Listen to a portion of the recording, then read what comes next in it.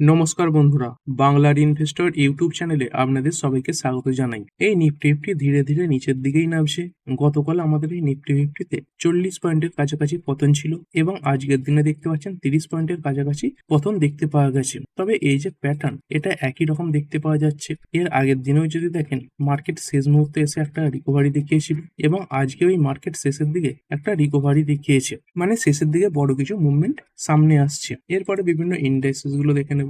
Nifty fifty, তারপরে next 50, bank, financial service, mid cap select সবগুলো দেখতে পাচ্ছেন লাল নিশানে বন্ধ হয়েছে। এরপরে 100, 200, 500 এইগুলো সব লাল। তারপরে মিড ক্যাপ 50 এটা 0.74% ডাউন এবং এই মিড ক্যাপ 100 এটাও 0.5%-এর কাছাকাছি পড়েছে। আর স্মল ক্যাপের পারফরমেন্স কেমন? এই স্মল ক্যাপ 100 0.69% পড়া, আর এই স্মল ক্যাপ 50 এটা 0.70% ডাউন হয়েছে। বেশিরভাগ ইন্ডেক্স আজকের দিনে দেখতে পাচ্ছেন লাল নিশানেই বন্ধ হয়েছে। সেরকম সবুজের চিহ্ন খুব একটা বেশি দেখতে পাওয়া যাচ্ছে না এবং ওভারঅল মার্কেট ব্রেথও আজকের দিনে খারাপ। এনএসসি-তে আজকের দিনে 3461 খানা স্টক ট্রেড হয়েছে। সেখানে বেড়ে বন্ধ হয়েছে এমন শেয়ারের সংখ্যা 1478 খানা এবং পড়ে বন্ধ হয়েছে এমন শেয়ারের সংখ্যা 1854 খানা। আর এরপরে সেক্টর ওয়াইজ এই অটো 0.63% পড়েছে, ফাইন্যান্সিয়াল সার্ভিস প্রায় 0.5% ডাউন, এফএমসিজি এটাও প্রায় 0.5% পড়া, আইটি 0.31% পড়েছে। মিডিয়াতে কিছুটা তেজি ছিল, মেটাল 0.1% ডাউন, ফার্মা 1%-এর কাছাকাছি পড়েছে, PSU bank 0.57% down, private bank flat,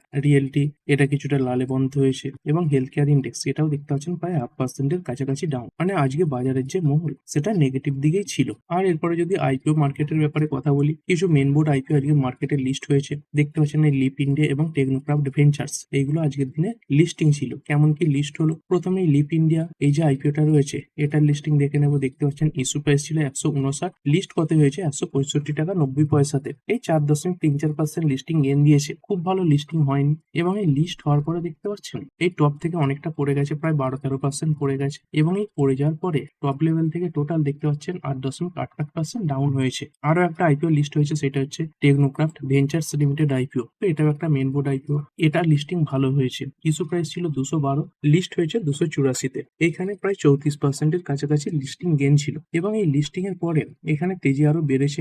listing এর পর দেখতে পাচ্ছেন মোটামুটি টোটাল 10%-এর কাছাকাছি বেড়েছে এবং এই বাড়ার পরে টোটাল যে গেন সেটা রয়েছে 46%-এর উপরে। আর এরপরে মার্কেটের টপ গেনার এবং লুজার দেখে নেব।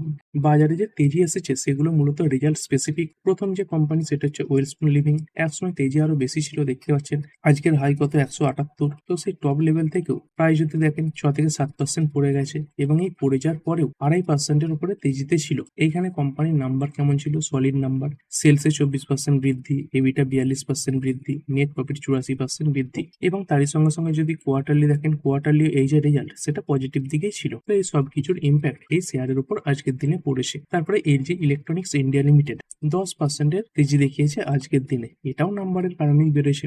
নাম্বার কেমন? সেলসে 15% বৃদ্ধি দেখতে পাচ্ছেন, 6,263 কোটি সেলস বেড়ে 7,233 কোটি হয়েছে এবং নেট প্রফিট এটা ছিল 513 কোটি। তো এখান থেকে নেট প্রফিট বেড়ে হয়েছে 653 কোটি। তো ইয়ার অন ইয়ার কোম্পানির নাম্বার যথেষ্ট পজিটিভ। তারপরে এলগি ইকুইপমেন্ট এটা প্রায় 5.5%-এর উপরে বেড়েছে। এইখানে কেমন নাম্বার? সেলস 23% বেশি, 867 কোটি থেকে বেড়ে 1,062 কোটি হয়েছে। এবিটা 28% আপ এবং এই নেট প্রফিট দেখতে পাচ্ছেন এই 85.6 কোটি ছিল, সেখান থেকে বেড়ে 103 কোটি হয়েছে। এবং এই কোম্পানিগুলোর পাশাপাশি সেম ইন্ডিয়া প্রজেক্ট এটা 5%-এর আপার সার্কিল লাগিয়েছে। তারপরে জি এন্টারটেনমেন্ট এটা 5.5%-এর কাছাকাছি আপ, অনাসা কনজিউমার এটা 4.5%-এর কাছাকাছি বেড়েছে। আর এরপরে ডাউন যে শেয়ারগুলো হয়েছে সেগুলোর মধ্যে দেখতে পাচ্ছেন টাটা মোটরস প্যাসেঞ্জার ভেহিকেল এর নাম সামনে আসছে, 4.5%-এর কাছাকাছি পড়েছে।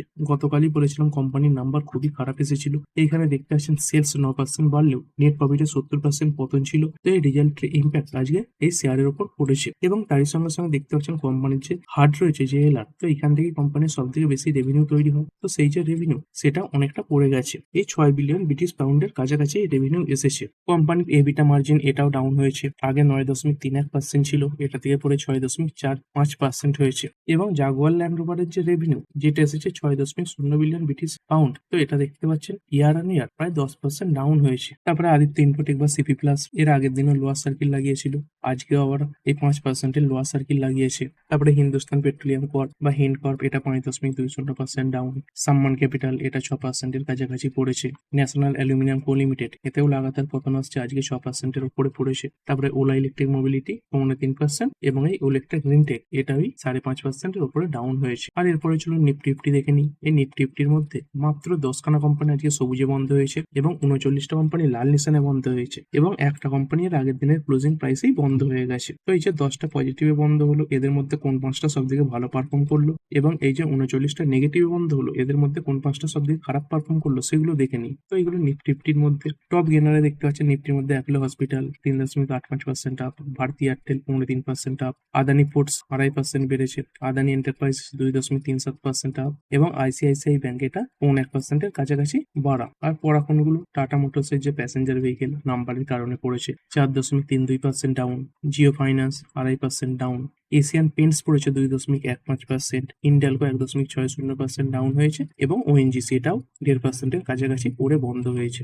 আর এরপরে কোয়ার্টার ওয়ান রেজাল্ট আজকের দিনে অনেক বড় বড় কোম্পানির নাম সামনে আসছে, যেমন দেখতে পাচ্ছেন অশোক লেল্যান্ড রয়েছে, এনএমডিসি রয়েছে, অ্যালকেম ল্যাবস রয়েছে, ভারত ডাইনামিক্স রয়েছে, ভোল্টাস রয়েছে, ফিজিক্স বালা রয়েছে, তারপরে Schneider Electric, Cholamandalam Financial Holding রয়েছে, আর Quality Walls India, Satvik Green Energy রয়েছে। তো এরকম বহু কোম্পানির নাম সামনে আসছে যেগুলো আজকের দিনে তাদের নাম্বার পেশ করবে। কিছু নাম্বার এসে গেছে দেখে নেবো, যেমন এই অ্যালকেম ল্যাবরেটরিজ লিমিটেড নাম্বারের পরে দেখতে পাচ্ছেন একটা শার্প পতন এসেছিল, তারপরে এই যে পতনটা এসেছিল এখান থেকে ভালো রিকভারিও দেখিয়েছিল। কেমন এখানে নাম্বার, এখানে কোম্পানির সেলস 11% আপ, কোয়ার্টারলিও কিছুটা ভালো, আর এই নেট প্রফিট এটা ইয়ারলি অনেকটা ডাউন হয়েছে, 668 কোটি থেকে পড়েছে 521 কোটি, যদিও কোয়ার্টারলি ডবলের থেকেও বেশি এসেছে। তারপরে অ্যাম্বার এন্টারপ্রাইজেস ইন্ডিয়া লিমিটেড, এখানে কেমন কি নাম্বার এলো, এইখানে দেখতে পাচ্ছেন সেলসে 13% জাম্প, কিন্তু এই নেট প্রফিট এটা আবার 3% পড়ে গেছে। মানে রেভিনিউ তো বেড়েছে কিন্তু খরচা অতিরিক্ত হয়ে যাওয়ার কারণে নেট প্রফিটে পতন এসেছে। তারপরে অশোক লেল্যান্ড, এই কোম্পানিটা দেখে নেবো 2% এর কাছাকাছি পড়ে বন্ধ হয়েছে।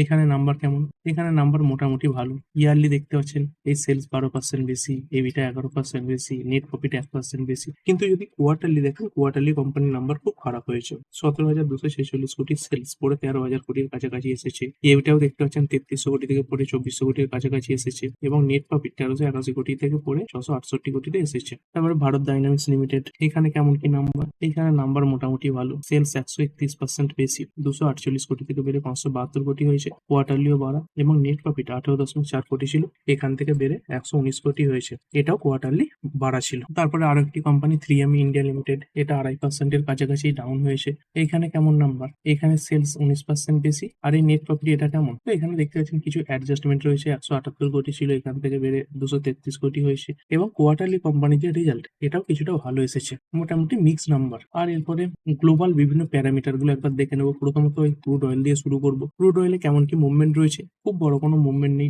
এই ডব্লিউটিআই ক্রুড 0.44% আপ এবং ব্রেন্ট ক্রুড 0.85% এই মুহূর্তে বাড়া রয়েছে। আর এরপরে গ্লোবাল মার্কেট গুলো, জার্মানির মার্কেট ড্যাক্স 0.56% আপ, তারপরে ফুটসি 100 0.14% পড়া, ক্যাক 40 0.06% ডাউন হয়েছে, ইউরোস্টক সেটাও কিছুটা ডাউন।